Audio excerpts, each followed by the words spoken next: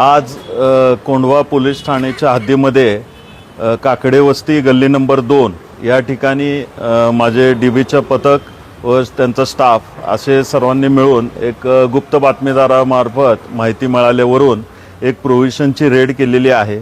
सदर रेडमध्ये एकूण प्रोव्हिजनचा 2 लाखाचा माल मिळून आला, तसेच रोख रक्कम 1,41,40,000 ही मिळून आली।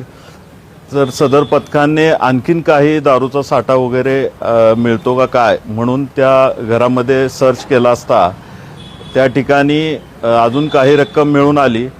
तर ही सर्व आम्ही 2 पंचासमक्ष जप्त केलेली आहे आणि ह्याच्यामध्ये जी रक्कमची अमाऊंट जी आहे ती टोटल 1,85,00,000 इतकी असून आणि 2 लाखाचा प्रोव्हिजनचा माल हा आम्ही या जप्त केलेला आहे।